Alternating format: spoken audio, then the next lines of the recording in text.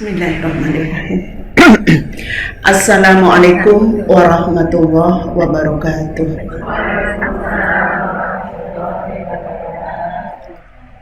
Alhamdulillahilladzi arsala rasulahu bil huda wa dinil haqq liyudhhirahu 'alad dini kullih wa kafa billahi shahida. Asyhadu an la ilaha illallah wahdahu la syarikalah wa asyhadu anna Muhammadan abduhu wa rasuluh, amma ba'du. Ibu-ibu sekalian, jamaah Majelis Taklim Azizah yang senantiasa dirahmati Allah. Pertama, mari kita senantiasa bersyukur kepada Allah atas segala karunia yang diberikan kepada kita semua, sehingga sampai saat ini alhamdulillah Allah memberikan karunia yang luar biasa kepada kita. Ramadan 1443 Hijriah bisa kita selesaikan. Harapannya ini nanti akan menjadi momentum kita dipertemukan kembali dengan Ramadan yang akan datang. Amin ya robbal alamin. Salawat dan salam semoga selalu terlimpahkan kepada teladan kita Rasulullah Muhammad Sallallahu Alaihi Wasallam, karena beliau yang kita tunggu-tunggu syafaatnya di yaumil akhir. Amin ya robbal alamin. Ibu-ibu sekalian, aduh, saya tadi masuk tuh maknyes gitu rasanya. Semua pakai seragam cantik-cantik ya, dan yang tak ternilai aura solihahnya ada. Amin ya robbal alamin. Benar ya, mudah-mudahan ini menjadi salah satu tanda indikator puasa kita diterima oleh Allah. Amin ya robbal alamin. Baik ibu, masih dalam suasana Syawal ya, saya selaku pribadi gitu ya mengucapkan taqabbalallahu minna wa minkum, taqabbal ya karim ya.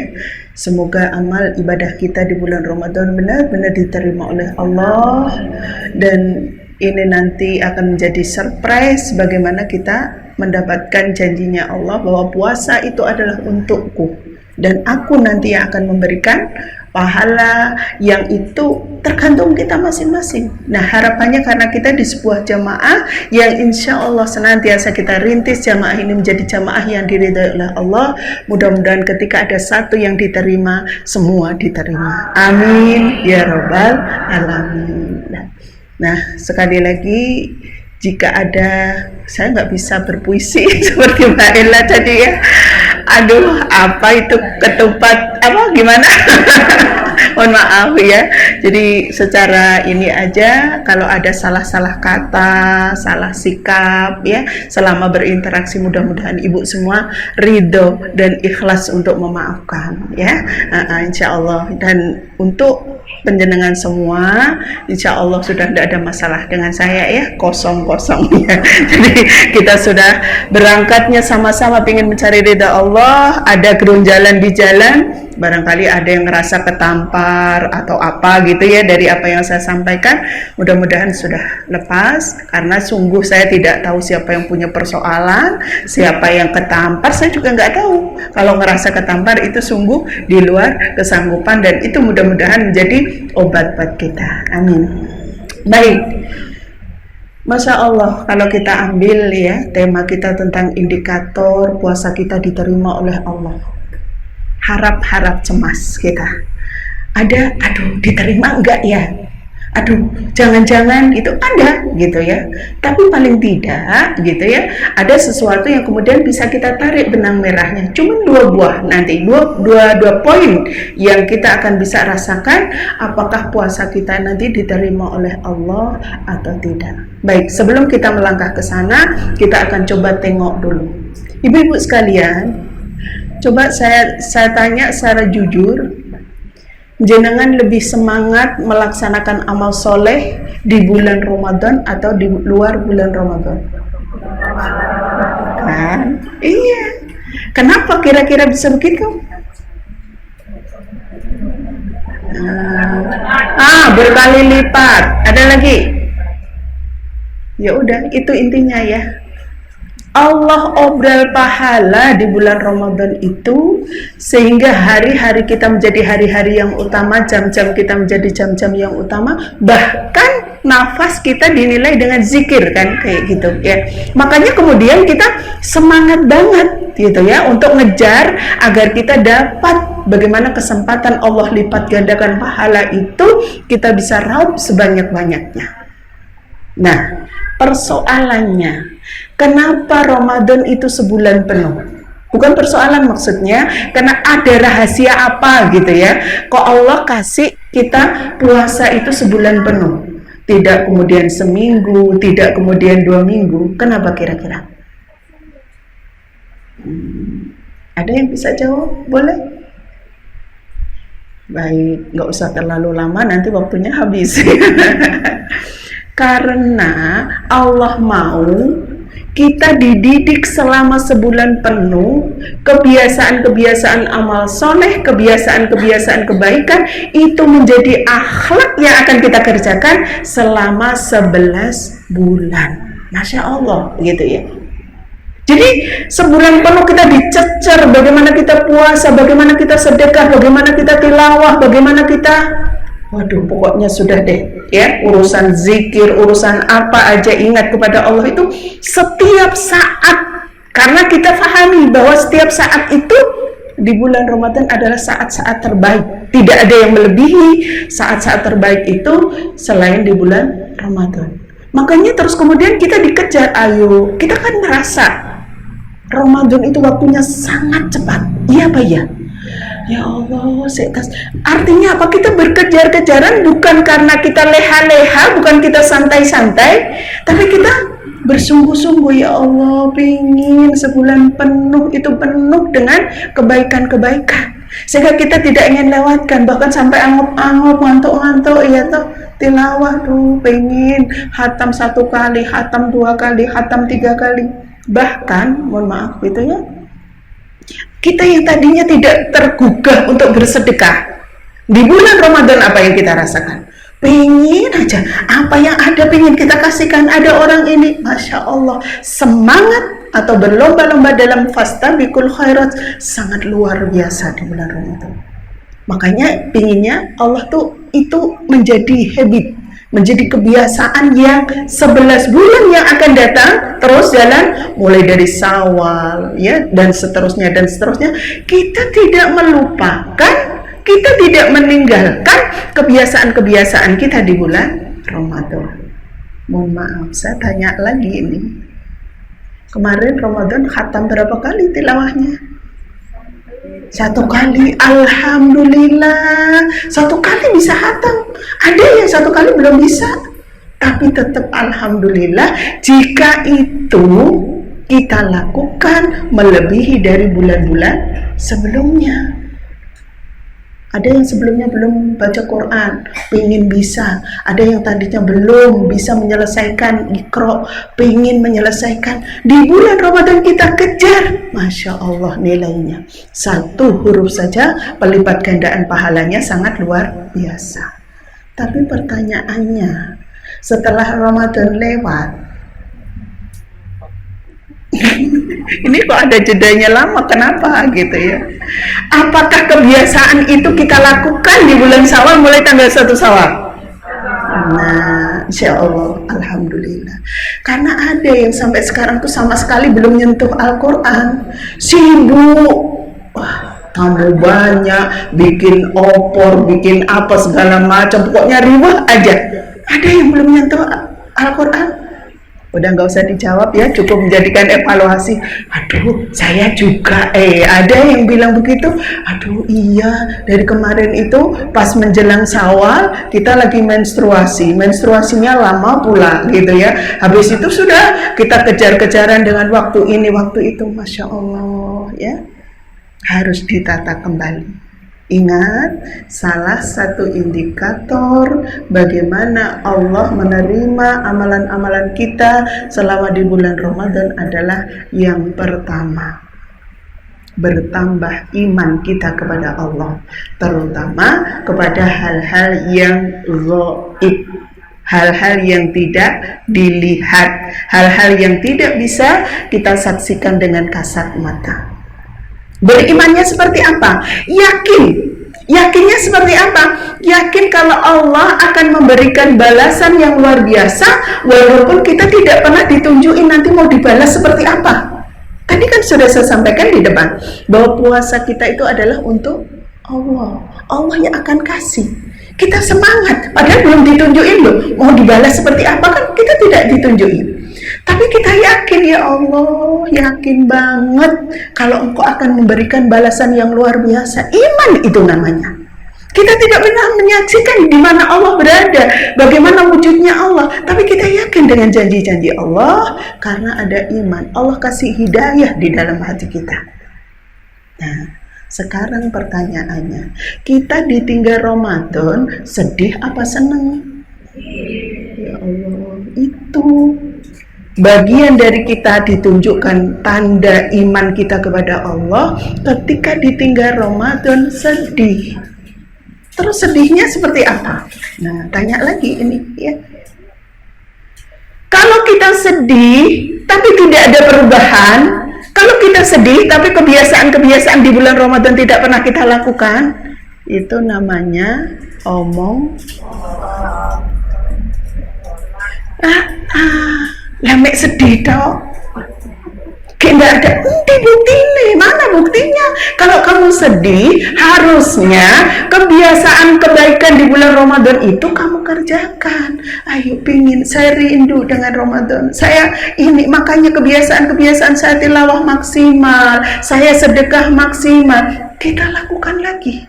Itu bukti kalau kita rindu, kalau kita sedih kepada Ramadan, dengan doa kepada Allah, ya Allah segera temukan kami dengan Ramadan yang akan datang. Sehingga ini kegiatan kita lakukan. Jadi iman itu adalah sekalipun kita tidak bisa melihat wujudnya, tapi kita yakin, ya Allah. Dan itu dibuktikan saat berkumandang takbir, ibu-ibu mengucapkan Allahu Akbar, Allahu Akbar, Allahu Akbar. Hati ini bicara.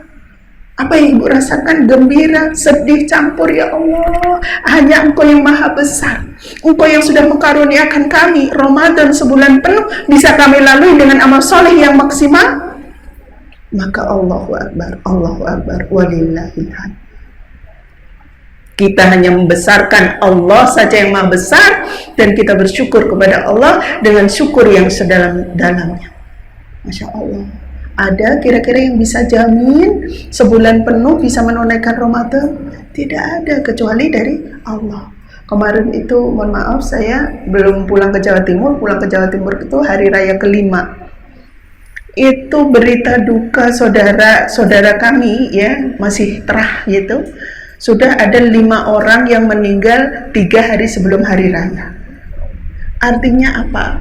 Allah memanggil beliau sebelum menuntaskan Ramadannya. Sementara kita, Masya Allah, diberikan tuntas Ramadan, Syawal kemudian masih bersama. Masya Allah. Makanya ini, yakin kita, hati kita kepada Allah, ya Allah, betapa Engkau telah memilih kami semua untuk bisa ketemu dengan Ramadan, untuk bisa ketemu dengan Syawal, dan mudah-mudahan ketemu dengan Ramadan lagi. Ini menguatkan keimanan kita di dalam hati, karena Allah kasih hidayah kepada kita. Nah, pertanyaannya adalah masing-masing, ya.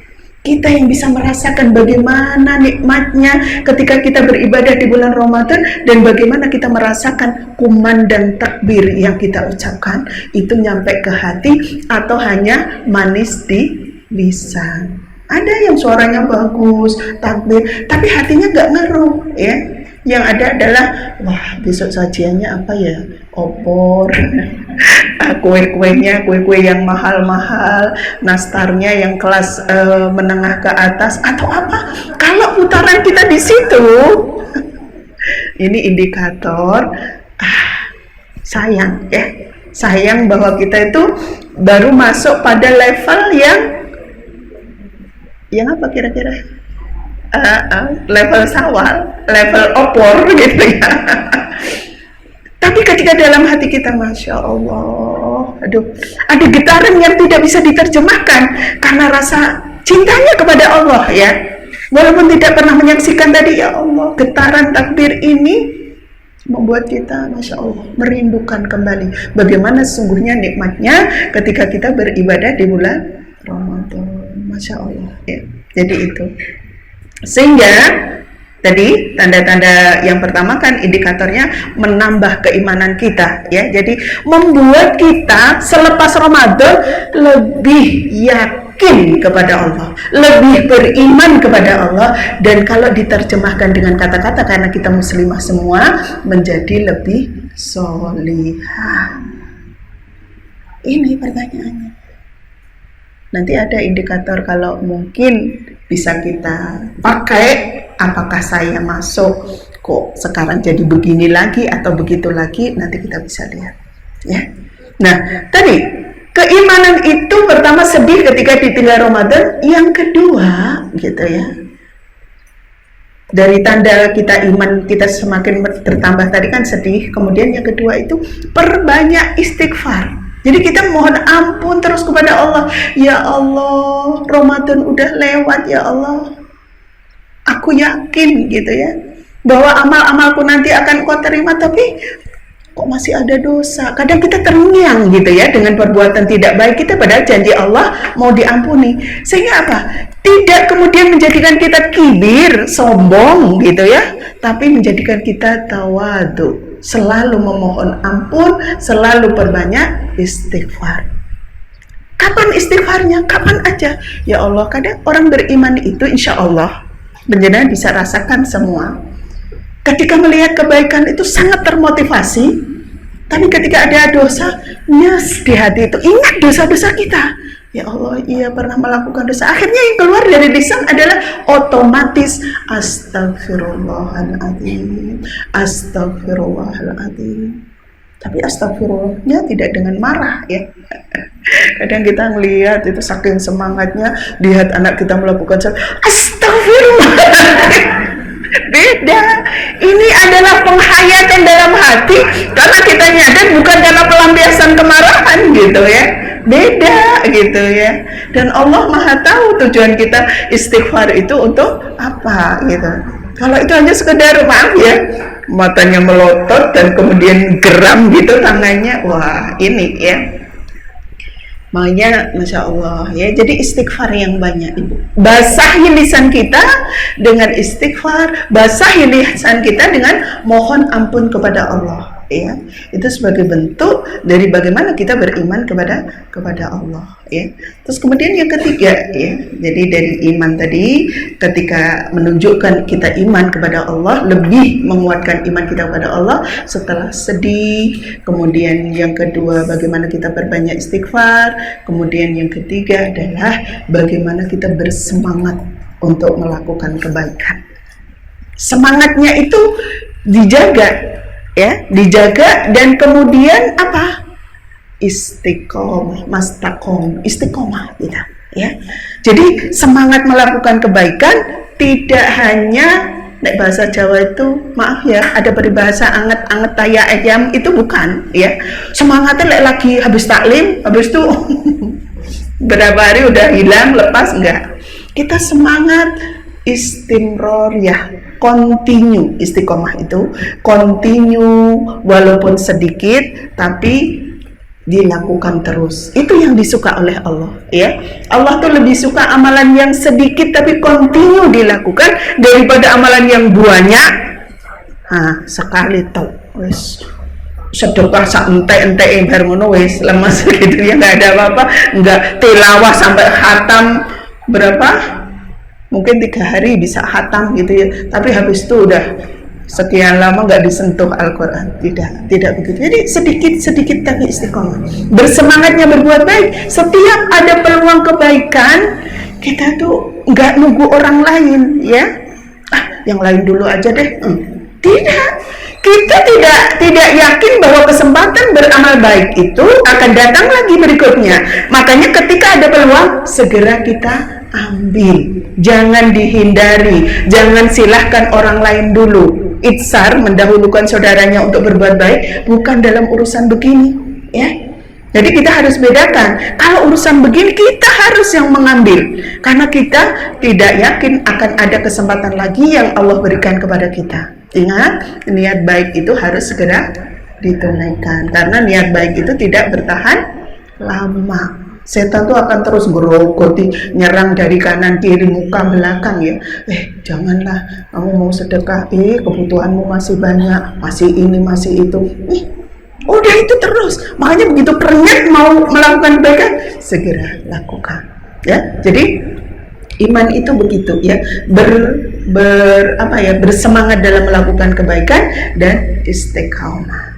Baik, itu ciri yang pertama ya. Jadi bagaimana puasa kita itu indikatornya diterima oleh Allah ketika menambah keimanan di dalam hati kita. Yang kedua, bertambahnya nilai ibadah ya, bertambahnya nilai ibadah. Yang pertama, ibadah baik secara kuantitas, yang kedua secara kualitas. Kuantitasnya seperti apa? Jumlahnya. Jangan ibadahnya dari tahun ke tahun itu aja. Ada semangat. Saya misalnya tadi ya saya tanyakan, yang mudah dievaluasi itu kan masalah baca Quran ya, sudah khatam berapa kali ya, paling tidak kan kita kemarin sudah canangkan tahun ini saya harus khatam misalnya. Kalau yang belum pernah khatam mungkin setengah karena baru proses belajar membaca Al-Quran misalnya, atau paling tidak sehari tidak pernah terlewatkan dengan membaca Quran. Jadi itu ada target-target yang dicapai.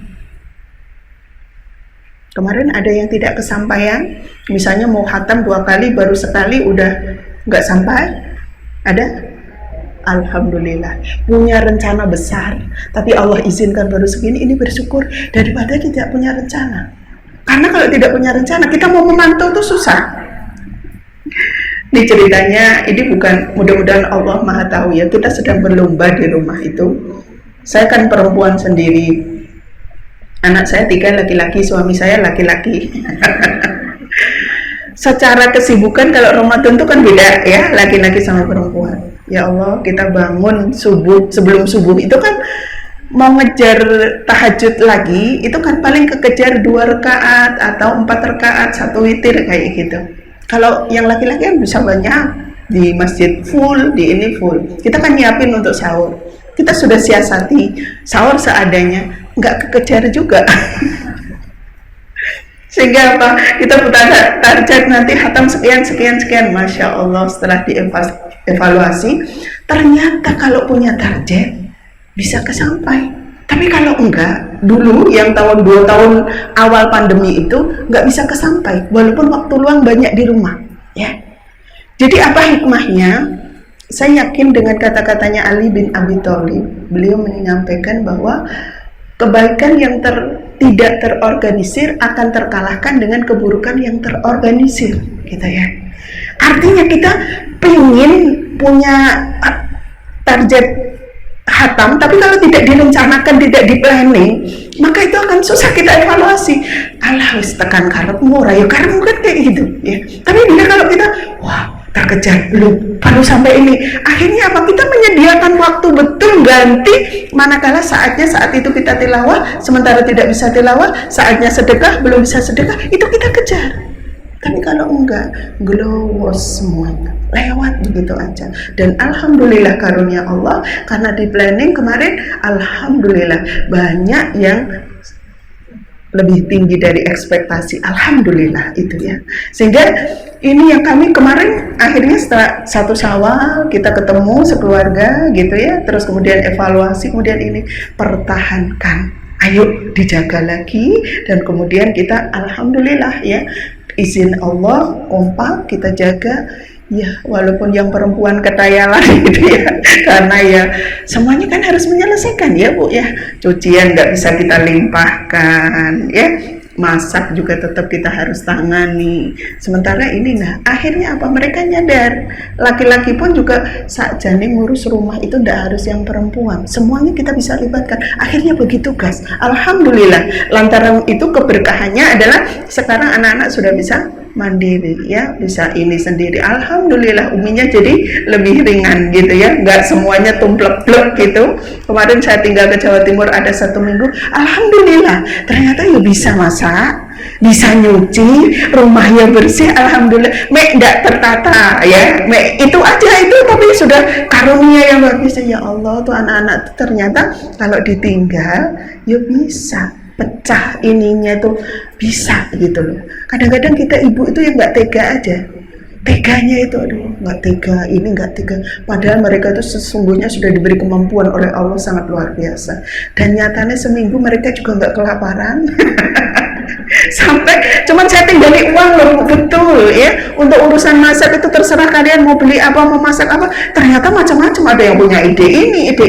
Ya Allah, lagi nilai ono ibunya sembarang mie anu, padahal udah gede-gede, udah dewasa semuanya. Masya Allah hikmahnya ya. Jadi ibu-ibu, pelajarannya anak bisa ditinggal sekali-sekali, tinggal sehari nggak usah ditinggalin apa-apa, test case mereka. Tapi insya Allah ya, mereka itu katanya malah merdeka, nggak banyak aturan. Katanya wah enak kita bisa punya inisiatif ini itu gitu ya. Terus Masya Allah gitu ya. Sekali-kali ditinggal, nggak usah ditinggalin apa-apa. Saya ninggalin lauk cuman cukup 2 hari, padahal saya tinggal seminggu ya. Saya tinggal seminggu dan alhamdulillah sampai hari H tak lihat komplongnya, wah habis. Ternyata pas Umi mau pulang uangnya habis, terakhir kita belanja, waduh gitu ya.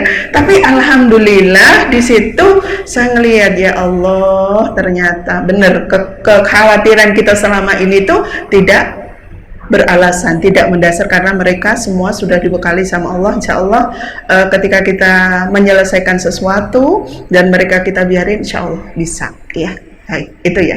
Jadi kuantitas ya, bagaimana kita menambah dari kebiasaan-kebiasaan itu untuk kemudian kita kerjakan setelah Ramadan, enteng, itu adalah bagian indikator puasa kita diterima. Tapi kalau kita masih berat, ibu, pada sebulan tadi sudah dididik oleh Allah, dibiasakan kita melakukan kebaikan-kebaikan, sementara kok setelah Ramadan kok jadi wabot lagi. Nah ini butuh kita beristighfar lebih banyak lagi. Bukan kita yakin bahwa Ramadan kita amalannya tidak diterima, diterima oleh Allah, tapi belum optimal, gitu ya. Karena ada gridnya. Ya, ada grid yang sempurna, ada grid yang baru nyampe segini, dan surga itu juga ada tingkatannya. Ingat ya, al-jaza, surga itu, balasan itu min jinsil amal, sesuai dengan amal kita. Sejauh mana kita berusaha sungguh-sungguh, sejauh mana kita leha-leha, disitulah ada balasan dari Allah. Makanya indikator ini butuh kita renungkan agar apa? Manakala ketemu yang kita rasakan itu, ya, beramal soleh kok setelah Ramadan jauh lebih berat, sering mudah meninggalkan amal-amal soleh dan tergelitik mau melakukan maksiat, maka ini butuh kita berjuang lagi agar tahun yang akan datang tidak terulang. Ya, kuantitas. Yang kedua adalah kualitas, ya. Kualitas itu nilai, ya. Bagaimana kita beramal itu sungguh-sungguh karena Allah atau karena yang lain, ya. Makanya bagaimana amal ibadah kita meningkat itu dari sisi kualitas dan kuantitas, kedua-duanya ada peningkatan. Banyak ikhlas, banyak khusyuk. Contohnya yang paling mudah kita lihat adalah urusan 5 waktu. Coba direnungkan gitu ya Bu. Saya sholat dulu waktu Ramadan dalam kondisi lapar, dalam kondisi kita kejar-kejaran dengan waktu, itu bisa khusyuk ya. Tapi selepas Ramadan kenapa jadi begini? Yang dipikir ini habis ini kesana, sehingga sholat keburu-buru aja waktunya. Nah, ini bagian dari evaluasi, kita melihat kualitas sholat kita seperti apa. Kalau kita tetap bisa khusyuk, bisa seperti di bulan Ramadan, bahkan lebih, Masya Allah. Sekarang tuh waktu luangnya lebih banyak karena anak-anak sudah sekolah, sudah nggak online lagi ya. Artinya di rumah kita tidak diribetin dengan urusan anak-anak, maka waktu itu sudah kita planning dengan sebaik-baiknya. Seperti kemarin 5 waktu yang kita tunggu itu benar-benar kita bisa realisasikan. Sekarang mau zuhur jam berapa gitu ya, udah kita tunggu kayak nunggu waktu mau maghrib itu gitu ya. Wah iya ya gitu ya, wudhu dulu, tilawah dulu, zikir dulu sampai nunggu waktu datang zuhur. Masya Allah, nikmat sekali. Ketika itu kita rasakan, ini bagian dari kualitas yang berbeda dibandingkan dengan sebelum Ramadan. Masya Allah ya. Jadi ini sangat privasi ya, sangat pribadi masing-masing, karena kenyamanan peningkatan kualitas ibadah dan kuantitas ibadah itu tergantung dari masing-masing. Kita bisa sholat duha sampai 12 rakaat, kita bisa tahajud sampai 11 rakaat, tapi apakah itu memenuhi kualitas atau tidak, masing-masing kita yang merasakan. Kadang ada orang yang duhanya cuma 4 rakaat atau 2 rakaat, tapi ya Allah nikmatnya. Iya, karena apa? Saking mengusahakan waktu-waktunya sangat bertubi-tubi, tapi tidak ingin ya hari-harinya itu terlewatkan dari urusan duha aja. Atau ketika malam 2 rakaat tahajud, 1 witir, itu sudah memberikan kekuatan energi yang sangat luar biasa. Karena apa? Menyediakan waktu, karena siang aktivitasnya sangat luar biasa. Ya Allah, aku ingin takarub kepadamu ya, sehingga walaupun ngantuk-ngantuk berusaha bismillah, tapi Allah ganti dengan energi yang sangat luar biasa karena kesungguhan dan kekhusukan kita dalam beribadah kepada Allah. Tapi bukan berarti ngajarin minimalis, ini bukan. Tapi yang kita kejar adalah kualitas gitu ya. Oh cuma berabruk-berabruk, yang penting iso akeh. Ya Allah, tidak ada pengaruhnya, bukan. Energi yang luar biasa yang diberikan oleh Allah kepada hambanya yang melakukan sholat malam yang tidak pernah diberikan kepada yang lain, manakala benar-benar ini dijadikan sarana untuk komunikasi kepada Allah. Rasulullah itu lebih banyak memperpanjang qiyam. Tahu qiyam? Berdirinya. Sehingga bacaannya itu panjang yang dibaca. Panjangnya itu dihayati betul artinya. Tidak hanya sekedar yang penting aku iso 11 rakaat. Tidak. Ya. Jadi itu yang dipentingkan, sehingga harapannya kita juga begitu ya. Seberapa pun yang kita sanggup, itu adalah benar-benar itu nanti akan memberikan ruh energi yang luar biasa, sehingga pagi hari logikanya kita mengurangi waktu kita 1 jam untuk tahajud, itu tidak membuat kita ngantuk di pagi hari, tapi justru diganti oleh Allah dengan energi yang luar biasa. Dan ini rahasianya para nabi dan rasul, para salafus soleh itu seperti itu. Siang seperti pejuang yang tidak ada kenal lelahnya, malam seperti rahib-rahib yang tersungkur di hadapan Allah. Karena apa? Mohon kekuatan dari Allah, mohon rahmat dari Allah. Nah makanya kalau kemarin Ramadan kita siap ya 30 hari tidak bolong tarawihnya, maka harapannya setelah Ramadan tahajud pun tetap bisa kita tegakkan seberapapun itu, karena ini memberikan kekuatan kepada ibu-ibu semua. Ibu-ibu semua itu kan superwoman, iya enggak? Iya. Walaupun mungkin di rumah tidak dihargai suaminya, di sini saya hargai, saya apresiasi. Karena kita sama-sama perempuan dan merasakan bagaimana kiprahnya perempuan. Dari pagi sampai pagi lagi, gitu dituntut malam juga bekerja.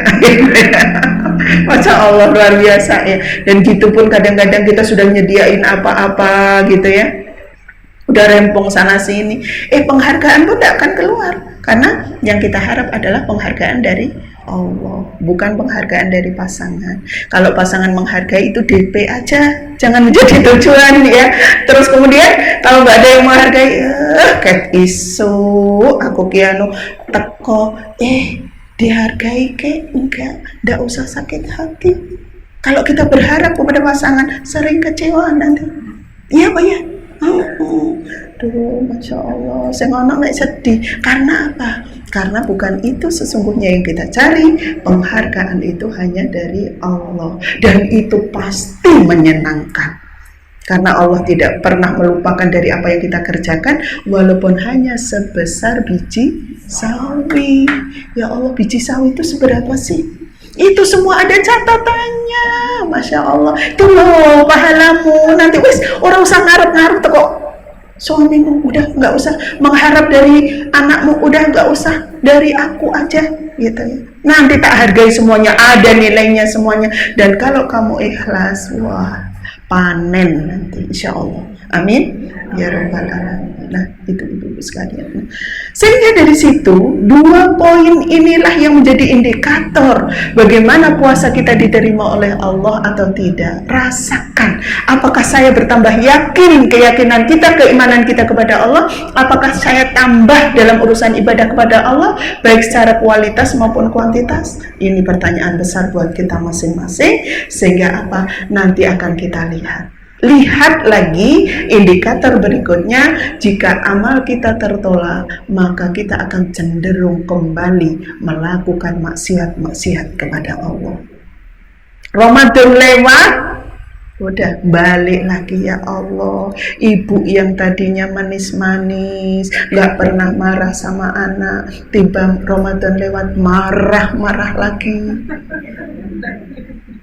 Kata anaknya, enak puasa, mama nggak pernah marah katanya. Ayo, ada kata-kata seperti itu yang keluar dari anak. Suami juga begitu. Wah, mama tuh kalau Ramadan lembut banget. Sekarang Syawal kok balik lagi.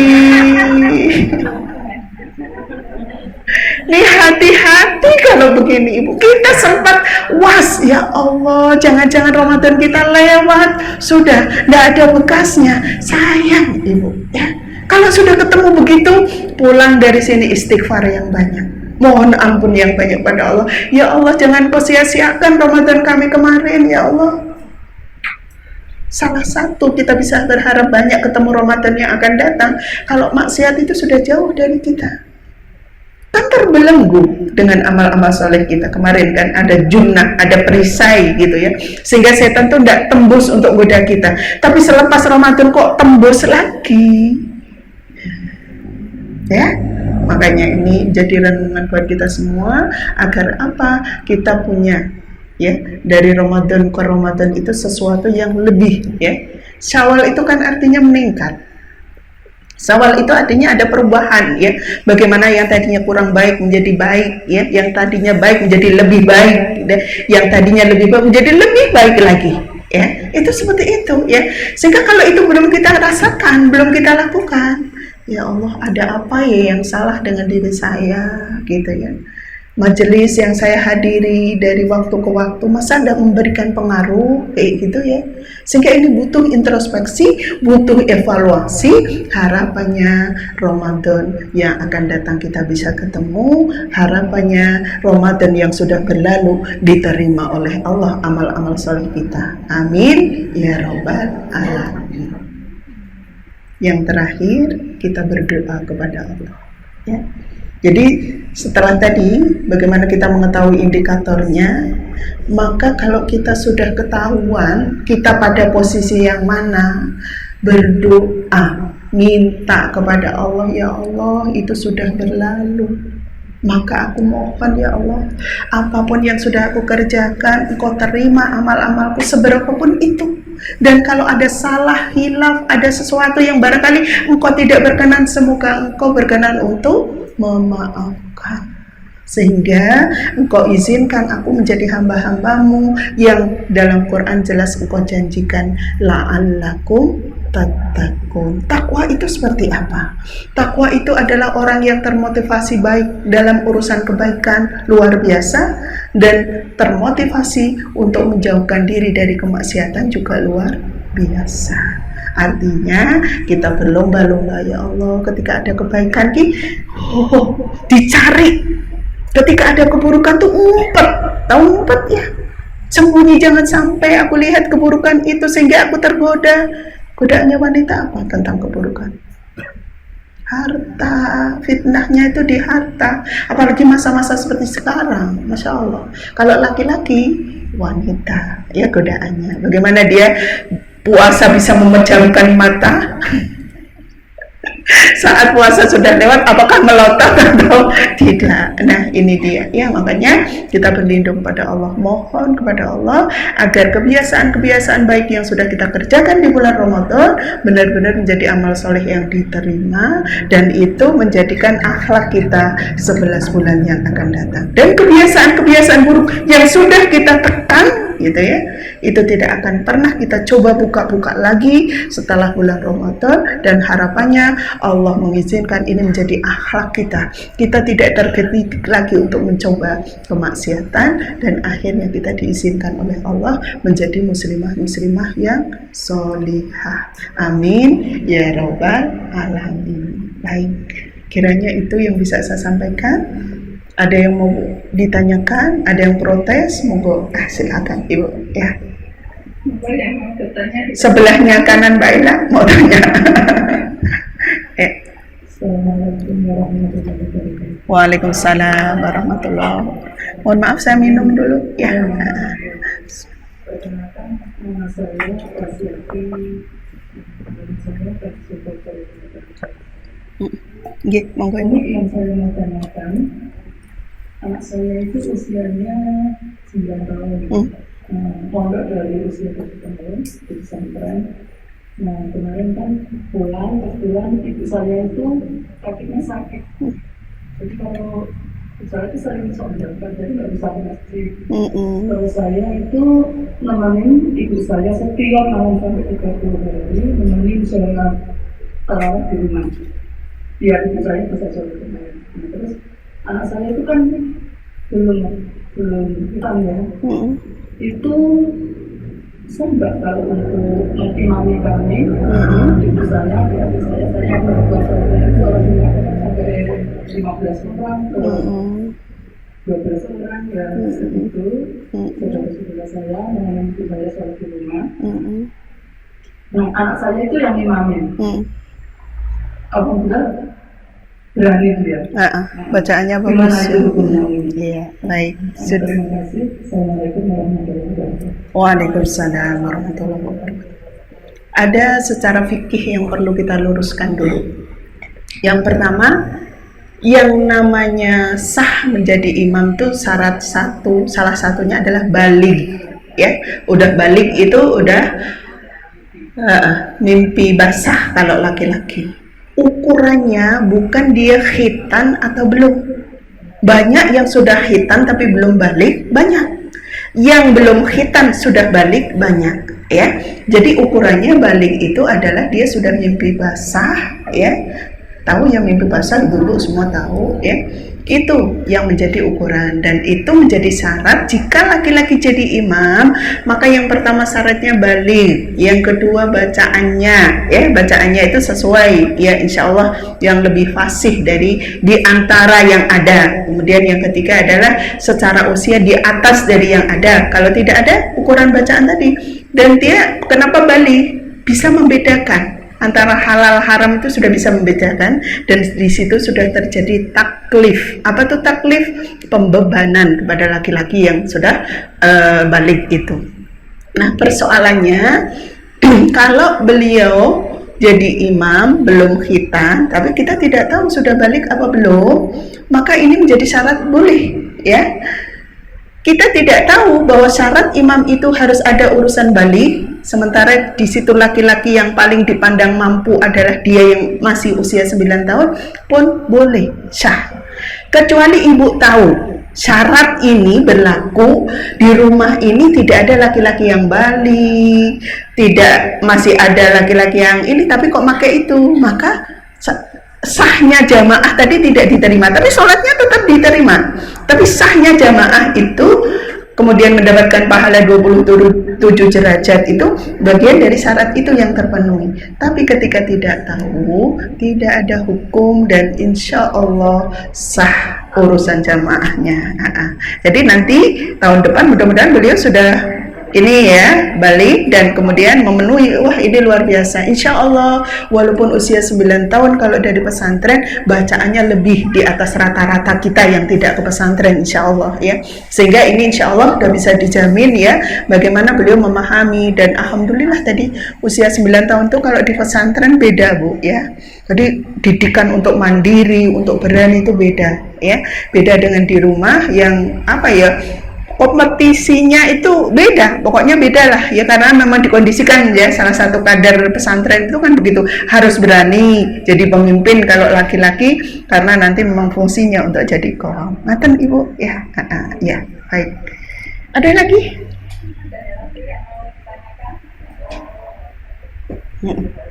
Silakan.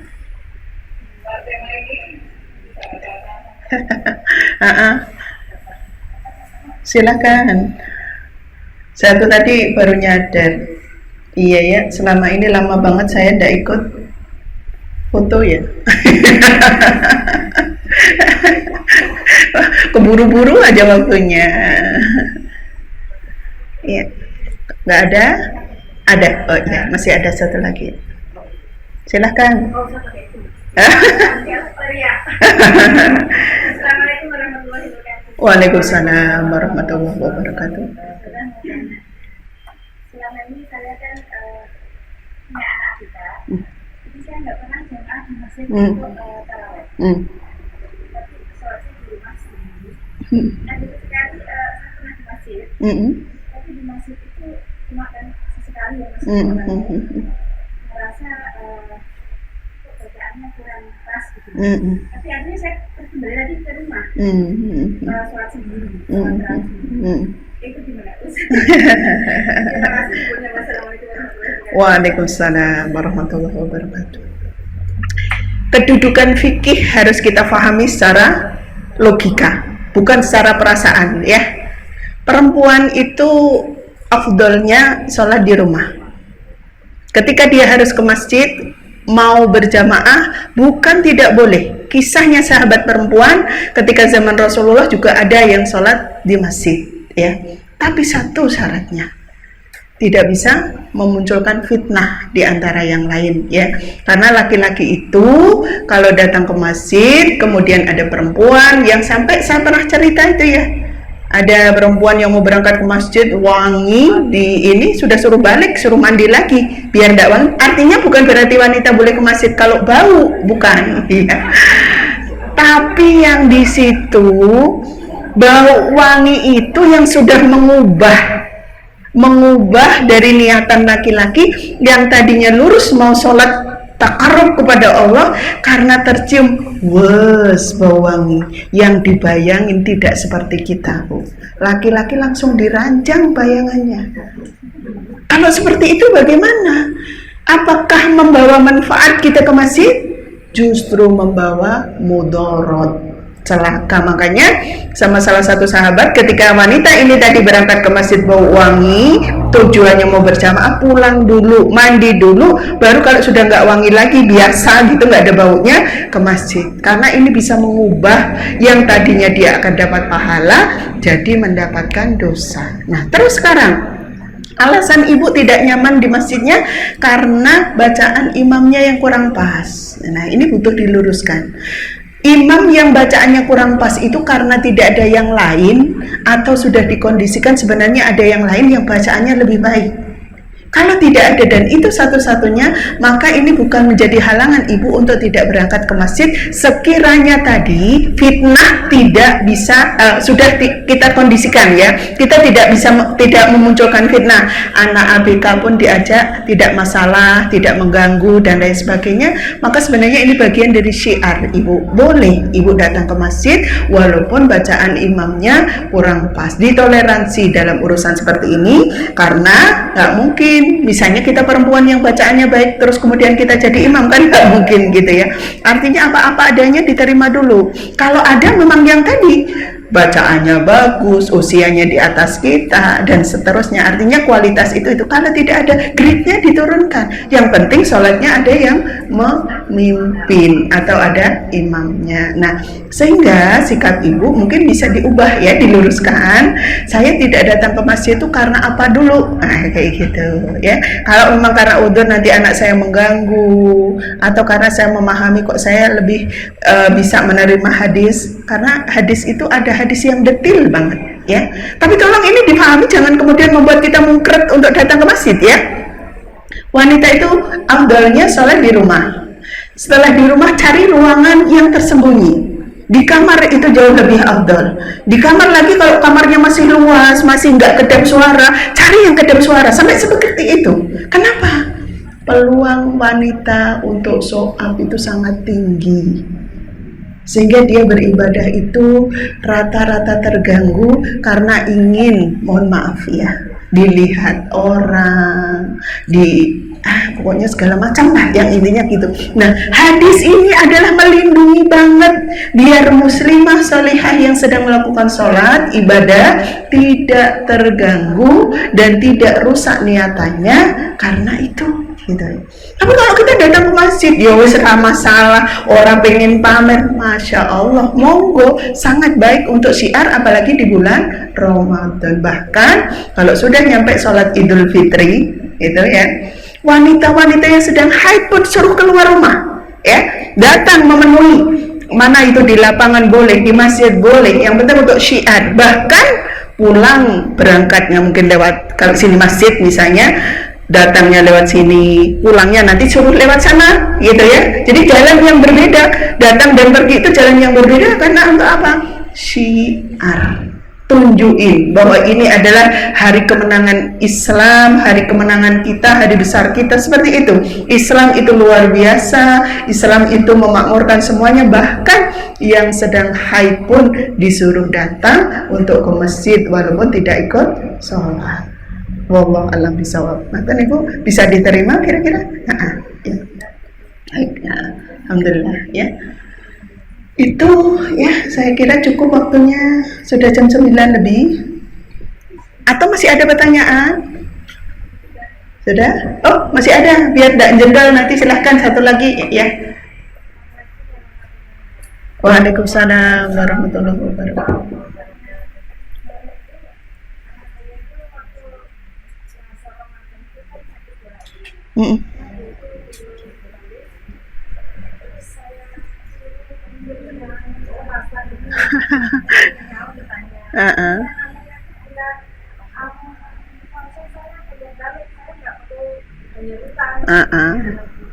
Iya. Waalaikumsalam warahmatullahi wabarakatuh. Ini pertanyaan bagus ya. Banyak loh yang belum paham. Ya. Pokoknya lek raposo ya kudu bayar gitu. Kalau belum balik nggak usah dibayar. Belum ada kewajiban Ibu. Ya jadi benar putranya ya, mohon maaf gitu ya. Jadi yang harus bayar kalau sudah balik, kalau laki-laki tadi mimpi basah, kalau perempuan sudah menstruasi. Selama itu belum menstruasi, dia kondisi udzur, tidak puasa karena sakit atau sedang safar, bepergian jauh sehingga batal puasanya, tidak harus dibayar. Tapi kita yang mendampingi tetap kalau ada udzur ya bayar ya. Nggih, ngaten ya, cukup ya. Mudah-mudahan jelas, mudah-mudahan kita semua bisa mengevaluasi diri ya masing-masing, karena masing-masing kita pasti berbeda ya kasusnya, terus kemudian persoalannya pasti berbeda. Nah, mudah-mudahan ini menjadi satu jawaban bagaimana kita untuk menjadi lebih baik nanti tahun yang akan datang. Amin ya rabbal alamin. Baik, kita tutup sampai di sini ya. Kita doa sejenak, mohon kepada Allah ya. A'udzubillahi minasyaitonirrajim. Bismillahirrahmanirrahim. Ya Allah, ya Rahman, ya Allah, ya Rahim. Kami mohon kepadamu ya Allah, upaya kami, jerih payah kami di bulan Ramadan kemarin, harapannya bisa Engkau terima ya Allah, sebagai amal solih, sebagai amal yang bisa menjauhkan kami dari neraka, sebagai amal yang bisa mengangkat kami ke surga-Mu ya Allah. Sungguh dengan Rahman dan Rahim, dengan kasih sayang dan karunia-Mu, dengan rahmat-Mu yang jauh lebih Engkau dahulukan daripada murka-Mu. Kami mohon ya Allah, terima amal-amal kami dan jadikan kami ke depan menjadi jauh lebih baik, lebih solihah, lebih menjadi mujahidah, wanita yang berjuang sungguh-sungguh untuk menjadi lebih baik di hadapan-Mu ya Allah. Ya Allah ya Rahman, di bulan Syawal ini adalah bulan peningkatan. Kami mohon kepadamu ya Allah, tingkatkan amal-amal kami ya Allah. Jaga lindungi kami ya Allah untuk tetap istiqomah di jalan-Mu. Rabbana atina fid dunya hasanah wa fil akhirati hasanah wa qina adzabannar. Subhana rabbika rabbil izzati amma yasifun wa salamun alal mursalin walhamdulillahi rabbil alamin. Ada kurang lebihnya mohon maaf. Billahi taufiq wal hidayah. Assalamualaikum warahmatullahi wabarakatuh. Assalamualaikum warahmatullahi wabarakatuh.